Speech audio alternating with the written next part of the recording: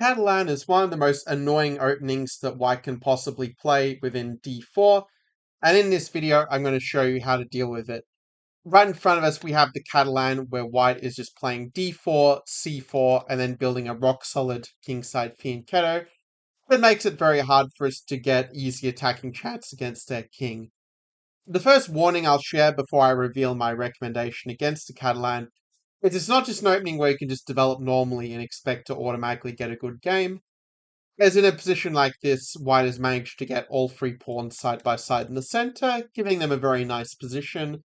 And so I'm going to suggest something a little bit more dynamic that allows us to get more the kind of position that we want, and not give the opponent the sort of stable positional pressure that they're looking for when they play the Catalan. So we're going to play the move d takes c4 first of all.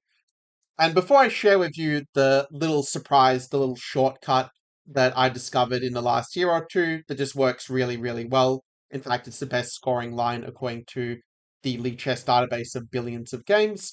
I want to mention that if you enjoy this video and you want to learn how to beat the Cal in a lot more detail, I've included a 50-minute training, including a PGN file to go of that training in my new Patreon page. I've just put a link to that in the description in case you want to discover how to access that, as well as plenty of other sort of chess improvement material that'll help you get to the next level wherever you're at. More details in the description.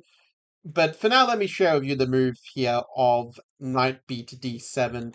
This move is definitely not as common as some of the main lines like a6, knight c6, and c5, but it also is one of its attractions that already we're taking the opponent into something where they're not as familiar, where we have that element of surprise.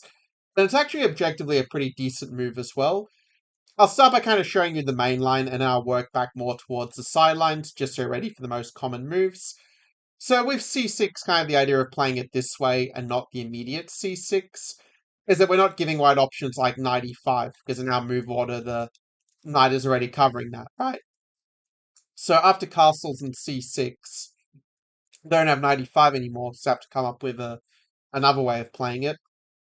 The move a4 is the one that you usually see at a high level, just aimed against the move of b5, trying to hang on to the extra pawn. Then we can play the move of a5 and sort of prepare that move of b5. In fact, the way the main line goes, and I'll show it a little bit quickly. Again, I go into a lot more detail on how these positions play out in the Patreon, but just to give you a bit of an outline just to get you started. Usually this is the way that white plays it, where, they just try to make something of their lead in development, get a lot of pressure on that long diagonal along the d file, and say our king is still in the center, which obviously wouldn't be ideal if it was the case for the rest of the game. But here there's a very nice move, where as long as you remember this move, you can kind of figure out everything else along the way. So this is a moment where if you want to pause the video, maybe put in the comments what move you think black should play at this point, it being move 12 for black here, then it's a good chance to see if you manage to get it right. And even if you didn't get it right, well, it'll mean it'll be much easier for you to remember it when you get an actual game. So the key move here is we want to play the move queen b6, because if you try to hang on to the pawn, what's going to happen is you're going to lose the pawn on b5, or you're going to lose the pawn on a5, or lose the rook, and it's just not going to work out very well for black.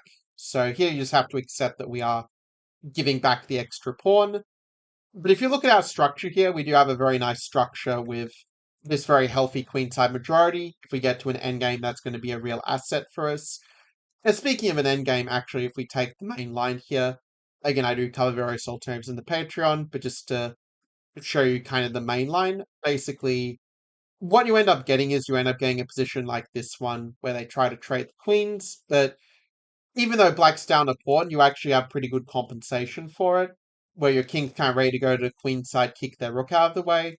Meanwhile, you've got that grip over the d file, your piece can kind of come into the game pretty helpfully, and overall, black's actually doing reasonably well here, like even in a high depth the engines are saying that black is basically okay in this position. And this is kind of the worst case scenario, where if you're happy playing this as black, then you can basically play this variation with confidence. Also worth pointing out that there is also the move of knight c3, where it is worth mentioning that if they play knight c3 here, or if they played on the previous move, we can actually transpose into a line of the semi-Slav. In fact, just so you can kind of see that if white plays knight c3 here and we take this kind of sequence, for example, then yeah, after knight bd7 and castles, we kind of see that transposition as if white played knight c3 in the Catalan. Or conversely, if you flick in a4, a5, then again you kind of see that transposition coming up once again. That being said, yeah, it's not the most common move for white to play knight c3 in the Catalan. Usually they try to, play moves that make it easier for him to win the c4 pawn, because obviously knight's kind of getting in the way of queen c2 and queen takes c4 here. Just to kind of quickly round up a few of the alternatives, just to make sure that the bases are covered.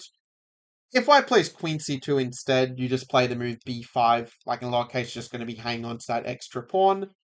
And if they play b3, yeah, you just end up taking, and if they play queen c6 here, because if a b3, I mean, you are a pawn up here, like white does admittedly have compensation, but it's not like white is necessarily better by any means at this point.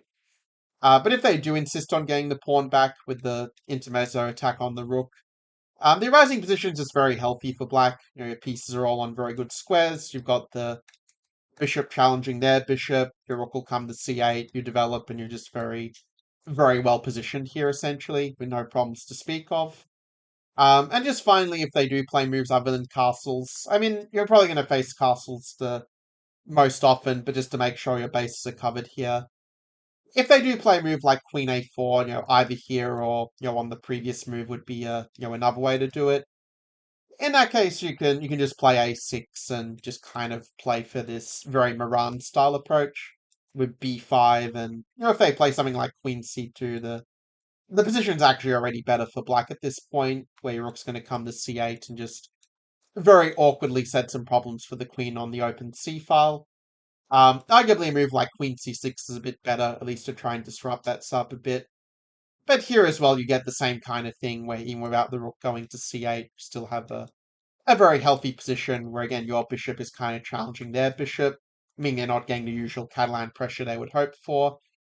If they play knight bd2, I'd just play the move b5. You can have a bit of fun with this, where I'm not sure how often you're necessarily going to get this on the board, but it's kind of a fun idea where you can sort of sacrifice the exchange.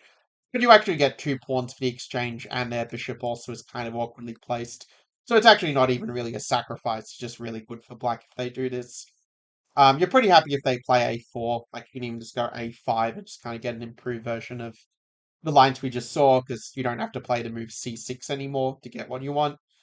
And finally, if they play some move like knight fd2, yeah, they do get the pawn back.